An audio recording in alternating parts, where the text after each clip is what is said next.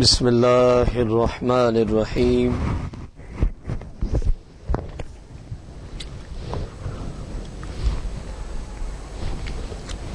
آج کا ہمارا درس قرآن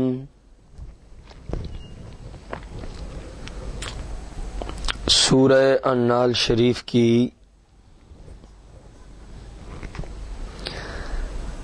آیت نمبر 64 سے ہے۔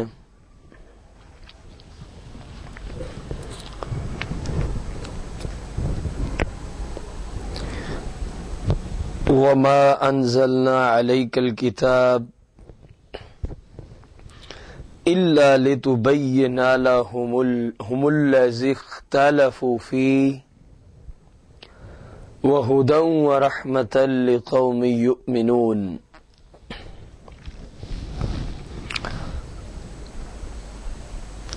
اے محبوب، ہم نے نہ نازل کی یہ کتاب آپ کی ذات پر مگر اس لیے نازل کی کہ آپ لوگوں پر روشن کر دو، واضح کر دو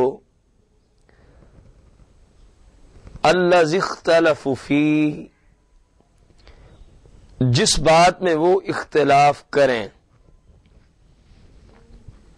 وہدن، اور یہ قرآن ہدایت کا سرچشمہ ہے، ورحمہ، اور یہ رحمت کا سرچشمہ ہے، لقوم یؤمنون، ایمان والوں کے لیے۔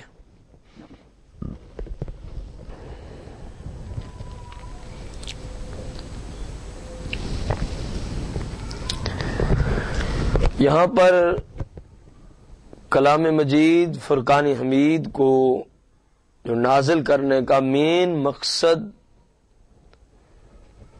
اور مطلب ہے اس کا ذکر کیا جا رہا ہے کہ قرآن کے نزول کا مطلب یہ ہے لِتُبَيِّنَ لَهُ، آپ اس کو واضح کر کے بیان کریں، آپ اس قرآن شریف کو لوگوں کو سمجھائیں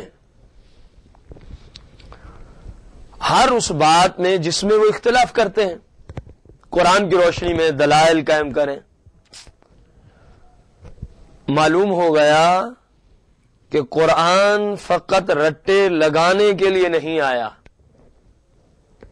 قرآن فقط اپنے گھروں میں زیب و زینت کے طور پہ رکھنے کے لیے نہیں آیا، بلکہ قرآن اس لیے آیا ہے کہ قرآن کو سیکھا جائے، اس کے مطلب اور معانی میں غور و خوض کیا جائے، اس کے اندر افہام و تفہیم کا سلسلہ رکھا جائے، اور قرآن کو سیکھ کر سمجھ کر اس کے مطابق پھر زندگی گزاری جائے۔ یہ یاد رکھیں، قرآن قرآن ہی ہوتا ہے، خواہ وہ چھوٹی جلد میں ہو یا بڑی میں ہو، دونوں کا حکم ایک ہے۔ میں دراصل آپ کی ایک بات کی طرف رہنمائی کرنا چاہتا ہوں۔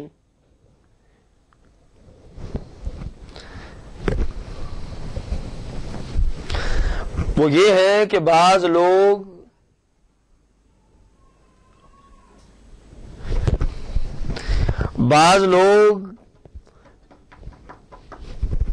یوں کرتے ہیں، جس طرح پچھلے دنوں یہاں اعلانات ہوتے رہے، فلاں مسجد میں قرآن شریف آیا ہے، جناب اس کو آئیں مائیں بہنیں دیکھیں۔ کیسے جاہل قسم کے لوگ ہیں بھائی! جو قرآن ہمارے گھر میں ہے اس کو دیکھنا اور جو آپ لے کر آئے اس کو دیکھنے میں کیا فرق ہے؟ شریعت کی روشنی میں چار آنے کا فرق بھی نہیں۔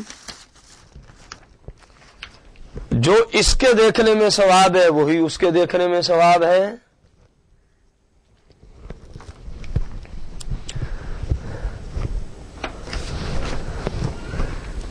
خواہ مخواہ عورتوں کو بازاروں میں بلانا اس گئے گزرے دور میں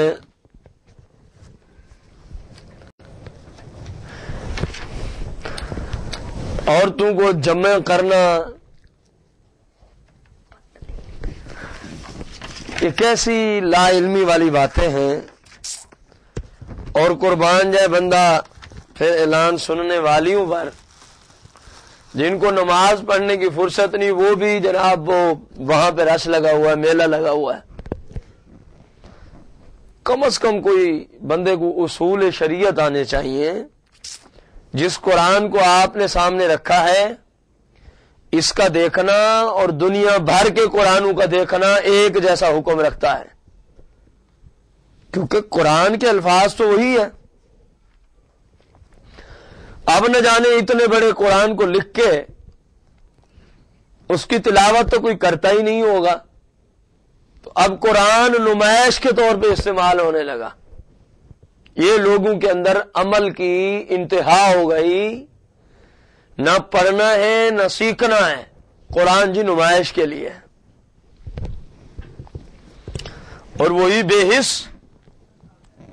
نہ ان کی شکلیں انبیاء علیہ السلام جیسی، نہ کوئی نماز کا ان کو اہتمام، صرف لوگوں کو اکٹھا کر کے لوگوں کو پاگل بنا کے پیسے بٹورنا ان کا کام ہے. تو قرآن نے یہاں پر اپنے نزول کا مطلب اور مقصد بیان کر دیا. قرآن تو سیکھنے اور سکھانے کے لیے آیا، سمجھنے اور سمجھانے کے لیے آیا. اور دوسری بات ہمیں یہاں سے معلوم ہو گئی، کوئی دینی معاملہ ہو یا دنیاوی، جب اس میں اختلاف ہو جائے تو اس کے اندر مسلمان کے لیے فرض ہے کہ رہنمائی قرآن سے لے، جو قرآن کہہ دے اس کے مطابق کر گزرے.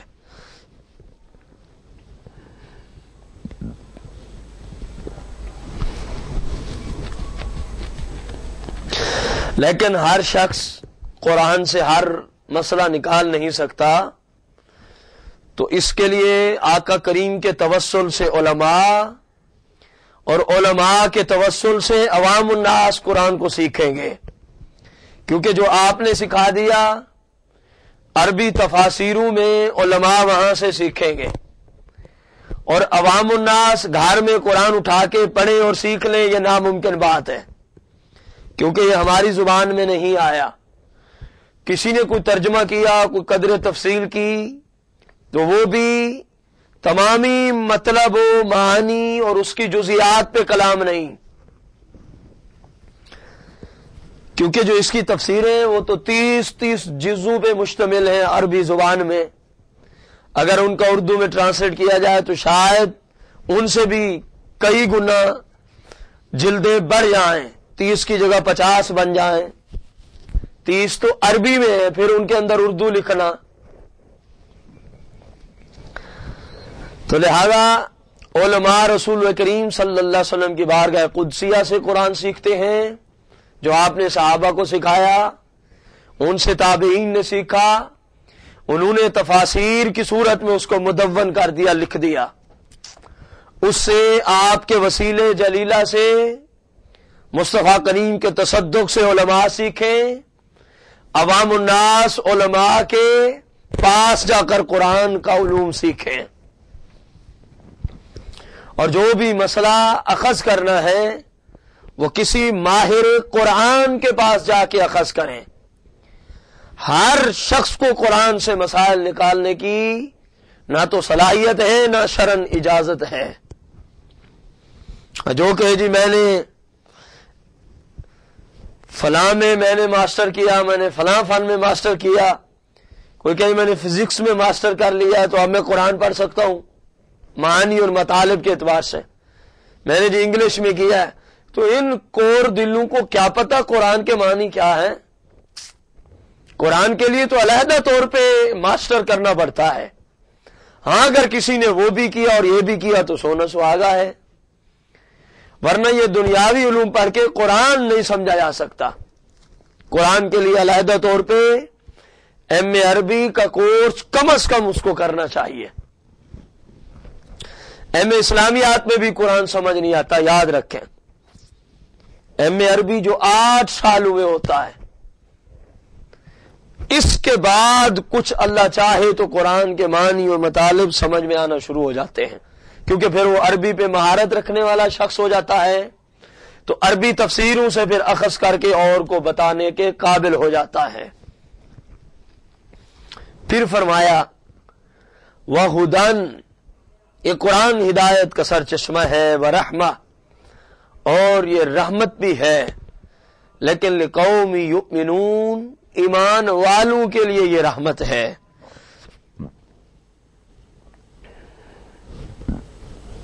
اس سے معلوم ہوا کہ حضور علیہ الصلاۃ والتسلیم کی خاص رحمت مسلمانوں کے ساتھ خاص ہے، کیونکہ جب قرآن جیسی نعمت مسلمانوں کے ساتھ خاص ہے تو مصطفیٰ کریم علیہ الصلاۃ والتسلیم کی رحمت مسلمانوں کے ساتھ خاص. اور جو اللہ نے فرمایا سورہ توبہ آیت نمبر 128 میں وَبِالْمُؤْمِنِينَ رَءُوفٌ رَحِيمٌ، میرا محبوب مومنوں کے لیے خاص طور پہ رؤوف بھی ہے، میرا محبوب مومنوں کے لیے خاص طور پہ رحیم بھی ہے. سورہ توبہ کی آیت نمبر 128 میں اللہ تبارک و تعالی نے یہاں پر واضح کر دیا کہ محبوب علیہ السلام کا رؤوف اور رحیم ہونا مسلم ہے، اور پھر خاص طور پہ رؤوف اور رحیم آپ ہیں بالمؤمنین، مسلمانوں کے لیے. آپ کا خاص فیضان مسلمانوں کو ملتا ہے. ہاں، عام رحمت جو مصطفیٰ کریم علیہ السلام کی ہے وہ تمام خلق کے لیے ہے، جس طرح اللہ نے فرمایا وَمَا أَرْسَلْنَاكَ إِلَّا رَحْمَةً لِّلْعَالَمِينَ. الانبیاء میں آیت نمبر 107 میں یہاں جو رحمت ہے یہ تمام عالمین کے لیے عام ہے، لیکن جو سورہ توبہ 128 آیت میں وہ جو آیت مبارکہ ہے وَبِالْمُؤْمِنِينَ رَءُوفٌ رَحِيمٌ والی، یہ خاص مومنوں کے لیے ہے، کیونکہ قرآن نے شرط لگائی وَبِالْمُؤْمِنِينَ. سورہ توبہ میں 128 آیت نمبر کے اندر اللہ نے یہی فرمایا کہ محبوب کا جو خاص فیضان ہے، جو خاص رحمت اور شفقت ہے، وہ اپنی امت میں سے مومنوں کے لیے ہے، بد مذہبوں کے لیے نہیں. اور آقا کریم کی عام رحمت سے کیا فائدہ ہوا جو ہر ایک کے لیے رحمت بن کر آئے کہ دنیا میں عذاب الہی نہیں آتا. یہ مصطفیٰ کریم کی رحمت کا صدقہ ہے، آپ کے وجود کی برکت ہے، آپ کے وجود کا فیضان ہے کہ جس طرح آپ سے پہلے والے انبیاء علیہ السلام کے جانے کے بعد ان کی قوموں پر عذاب آتا، ساری ان کی امت ہلاک ہو جاتی. مصطفیٰ کریم کے وجود مبارک طیب و طاہر جسم کی یہ برکت ہے کہ آپ کو گئے ہوئے ظاہری طور پہ انتقال فرمائے ہوئے، پردہ فرمائے ہوئے 1400 سال سے اوپر کچھ سال گزر گئے، لیکن آپ کی امت پر ایسا عذاب کبھی نہیں آیا کہ ساری امت ہی برباد ہو جائے، اور نہ قیامت تک آئے گا، کیونکہ اللہ خود قرآن میں فرما چکا وَمَا كَانَ اللَّهُ لِيُعَذِّبَهُمْ وَأَنْتَ فِيهِمْ. اے محبوب، آپ کی امت کو اللہ کی شان نہیں کہ ساری امت کو عذاب میں مبتلا کر دے، کیونکہ وَأَنْتَ فِيهِمْ، آپ جو ان میں تشریف فرما ہیں. یہ قرآن میں نام پارے میں آیا. اسی طرح دنیا میں رزق کا ملنا، اولاد کا ملنا، یہ بھی مصطفیٰ کریم کی عام رحمت کا صدقہ ہے. حضور کے صدقے سے سب کو یہ نعمتیں مل رہی ہیں، خواہ کیونکہ عذاب کا نہ آنا، رزق ملنا اور اولاد کا ملنا یہ عام رحمت کے صدقے سے ہیں، اور یہ سب کو مل رہے ہیں کیونکہ عام رحمت سب کے لیے ہے. دیکھیں منافقوں کو بھی رزق مل رہا ہے، منافقوں پر بھی عذاب نہیں آتا، منافقوں کو اولاد بھی مل رہی ہے، کیونکہ یہ آپ علیہ السلام کی عام رحمت کے طفیل ہیں، اور جو آپ کی خاص رحمت کے طفیل چیزیں ہیں، مثلا ایمان، تقوی، ولایت اور قرب الہی، یہ چیزیں صرف مومنوں کو نصیب ہوتی ہیں۔ دیکھ لیں ایمان بھی صرف مسلمان کے پاس ہے، تقوی و طہارت و پاکیزگی بھی مومن کی شان ہے، پھر ولایت کا رتبہ بھی مومن کی شان ہے، پھر سب سے بڑی بات قرب الہی کا رتبہ اور وہ درجہ بھی مومن کو دیا جاتا ہے، اور یہ مصطفیٰ کریم کے وجود مقدس کی برکت کے طفیل ملتا ہے۔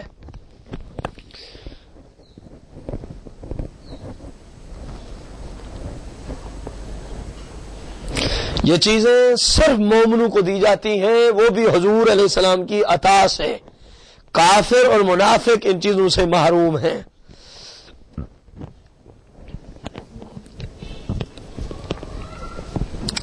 آیت نمبر 65 میں اللہ فرماتا ہے وَاللَّهُ أَنزَلَ مِنَ السَّمَاءِ مَاءً فَأَحْيَا بِهِ الْأَرْضَ بَعْدَ مَوْتِهَا إِنَّ فِي ذَلِكَ لَآيَاتًا لِقَوْمٍ يَسْمَعُونَ۔ اور اللہ نے آسمان سے پانی اتارا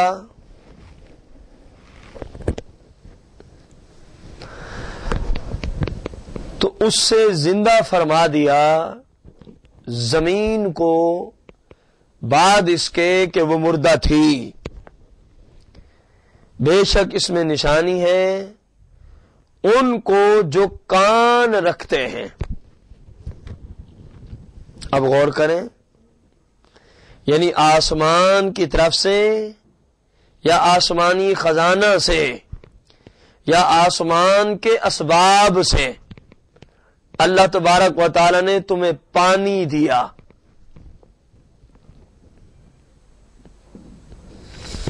کیونکہ بارش کا جو ظاہری سبب ہے وہ تو سمندر سے آتی ہے، لیکن جو اس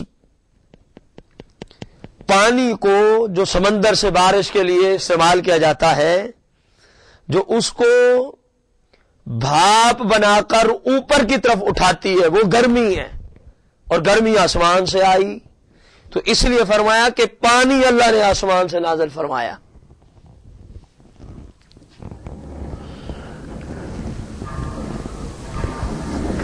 پھر جب پانی کو وہ گرمی بھاپ بنا کر، سمندر کے پانی کو بھاپ بنا کر اوپر کی طرف لے جاتی ہے، پھر اللہ تبارک و تعالی کی قدرت سے وہی بھاپ ایک سٹیج پہ جا کر پانی بن کے جہاں اور جس طرح اور جہاں جتنے دیر تک جتنی بارش رب چاہتا ہے وہیں برسا دیتا ہے۔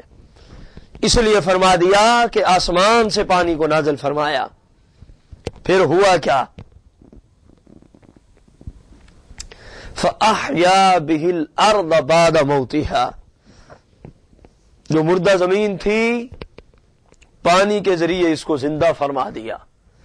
دیکھا نا، ایک بنجر زمین ہو جس میں کبھی پانی نہ لگا ہو تو اس میں زراعت کبھی نہیں ہوگی، اس کو پانی دیں گے، اب وہاں کھیتی باڑی اگنا شروع ہو جائے گی، زراعت اگنا شروع ہو جائے گی۔ یہ مطلب ہے مردہ سے زندہ کی طرف۔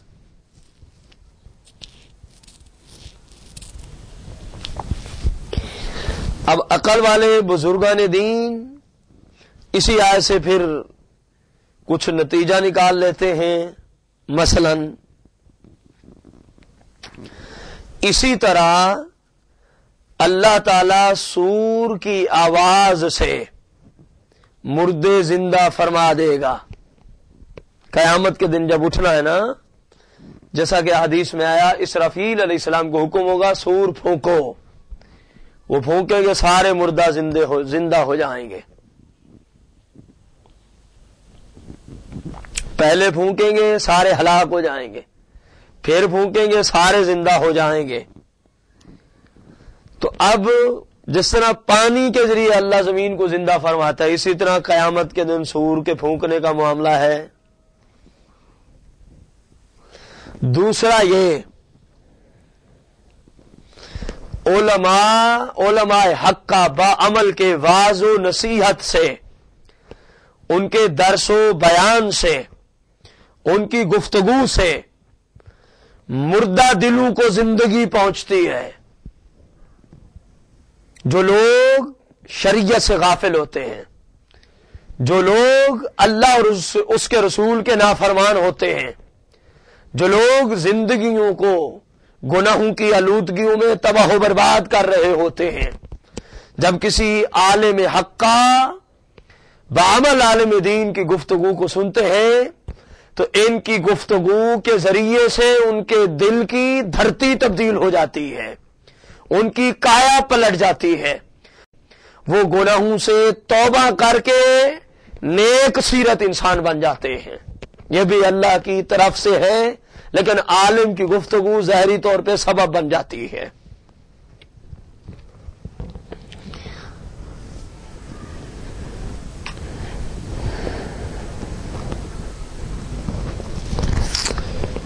پھر فرمایا لآیات لقوم یسمعون، ان فی ذلک لآیات لقوم یسمعون. یہ ہے ان کے لیے نشانیاں اللہ کی قدرت کی جن کے اندر کان ہوں. اب کان تو کافر بھی رکھتا ہے، منافق بھی. مراد یہاں وہ ظاہری سننے والے کان نہیں، جن کانوں میں یہ صلاحیت ہو کہ اللہ کی قدرت میں غور و خوض کریں اس کی باتیں سن کر، جن کانوں میں اللہ کی نشانیوں کو صحیح معنوں میں سننے کی صلاحیت ہو. یہ صرف مومن کا خاصہ ہے، یاد رکھیں.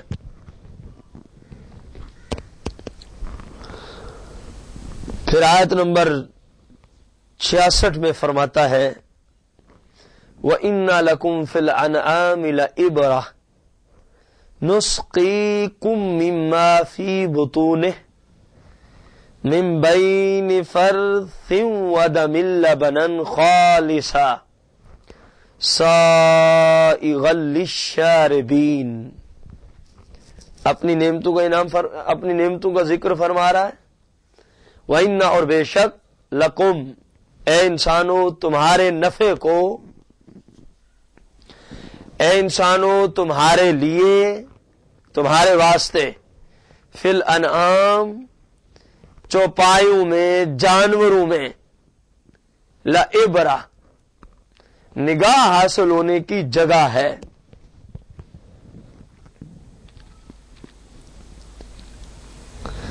کہ دیکھو اللہ نے تمہارے لیے کیسی کیسی نعمتیں بنا ڈالیں. مزید فرماتا ہے نسقیکم مما فی بطونہ من بین فرث ودم لبنا خالصا سائغا للشاربین. فرمایا اللہ تمہیں پلاتا ہے اس چیز میں سے جو ان جانوں کے پیٹ میں ہے. من بین فرث ودم، گوبر اور خون کے بیچ میں سے، لبنن دودھ دیتا ہے تمہیں، خالصاً خالص، سائغن بڑا آسان ہے وہ دودھ، بڑا سہل ہے اس کا اترنا، للشاربین دودھ پینے والوں کے لیے. کہ دودھ کے جانوروں کو دیکھ کر انسان رب کی قدرت پہ کئی باتیں سوچ سکتا ہے کہ یار یہی جانور چارہ کھاتا ہے، اب چارے میں اس کو مختلف اشیاء دی جاتی ہیں، اس نے پانی پینا ہے، فلاں چیز کھائی، فلاں کھائی، پھر جب اندر گئی اس سے خون بنا، اس سے بول و براز بنا جانور کا، اس سے اور چیزیں جانور کے اندر بنی، گوبر بنا، اور اللہ کیا فرما رہا ہے؟ گوبر اور خون کے درمیان میں سے ہم تمہارے لیے خالص دودھ نکالتے ہیں. کبھی تم نے اس دودھ میں گوبر کی بدبو نہ پائی، کبھی تم نے اس دودھ میں خون کی رنگت نہ پائی. تو اب غور کریں، جانور کھائے بھوسا اور گھاس یا اور کوئی چیزیں، ان خشک چیزوں سے اللہ تمہیں دے دودھ، اور وہ بھی اتنا خالص، اور چیزوں کے درمیان سے نکلے اور ان چیزوں کی بو تک نہ آئے. یہ رب کی قدرت پہ بہت بڑی دلیل ہے.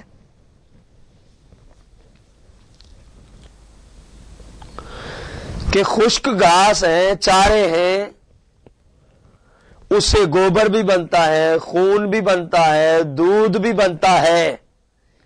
مگر مجال ہے کہ دودھ میں گوبر اور خون کا کبھی رنگ آئے یا اس کی بدبو آئے، نہ اس کا مزہ آتا ہے. کفار کہا کرتے تھے کہ مرنے کے بعد جسموں کے اجزاء بکھر جائیں گے، پھر ان میں فرق اور امتیاز کیسے ہو سکے گا؟ ان بے ایمانوں کو اللہ نے جواب دیا اس آیت میں کہ جس طرح یہاں رب فرق کر رہا ہے، مختلف چیزیں ایک ساتھ ہیں لیکن دودھ خالص نکال دیتا ہے. ایک ہی گھاس جانور کھا رہا ہے، اس سے خون بھی بنا دیتا ہے، اس سے گوبر بھی بن جاتا ہے، اس سے دودھ بھی رب بنا دیتا ہے. تو جو یہاں امتیاز کرنے پہ قدرت رکھتا ہے، قیامت کے دن بھی اسی طرح وہ تمہارے ان بکھرے ہوئے اعضاؤں پر تمہارے جسم کو پیدا فرما دے گا، دوبارہ کھڑا کر دے گا.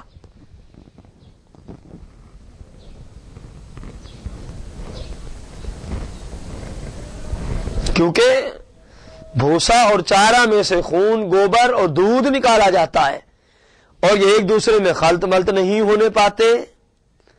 ایسی صحیح چھانٹ ہوتی ہے کہ سبحان اللہ، ایسا قدرت والا رب اس دن بھی اجزاء کی چھانٹ فرمانے پر قادر ہے.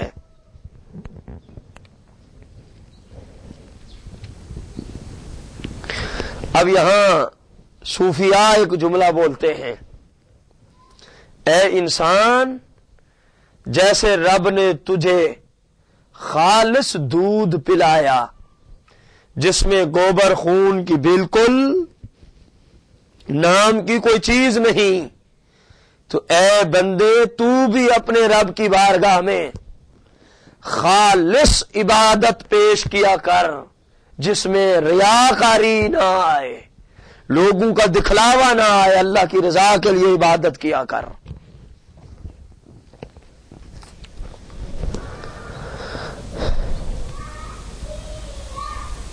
وَمِن ثَمَرَاتِ النَّخِيلِ وَالْأَعْنَابِ تَتَّخِذُونَ مِنْهُ سَكَرًا وَرِزْقًا حَسَنًا إِنَّ فِي ذَلِكَ لَآيَةً لِقَوْمٍ يَعْقِلُونَ. مزید اپنی کچھ نعمتوں کا ذکر فرمایا.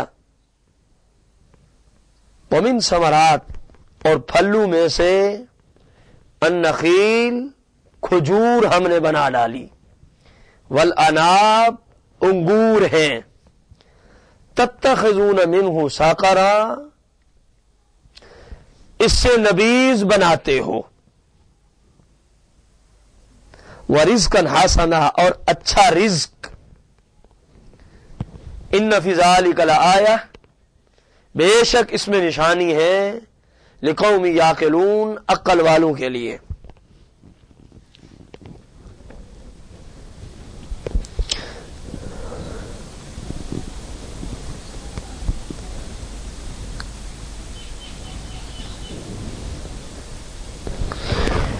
اللہ پاک نے یہاں فرمایا، دیکھو تمہارے لیے کھجوریں بنائیں، تمہارے لیے انگور بنائے، اور بھی جتنے پھل ہیں سب کا ذکر مختلف مقامات پہ قرآن میں آیا.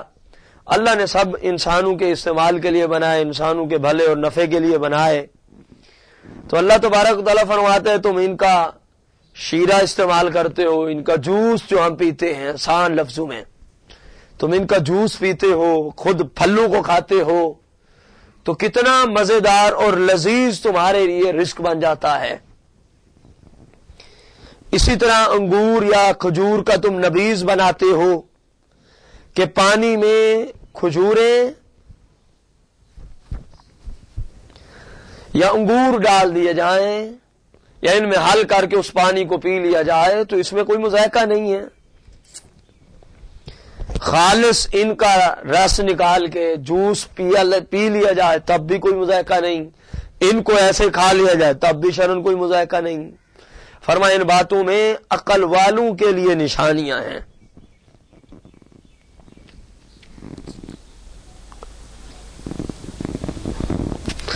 اللہ جل مجدہ سے دعا ہے اللہ پاک ہم سب کو صحیح معنوں میں قرآن مجید فرقان حمید کو سیکھ کر سمجھ کر قرآن پاک کی تلاوت کے ساتھ ساتھ سیکھنے سمجھنے کا جذبہ دے اور پھر اس پر عمل کی توفیق عظیم عطا فرمائے۔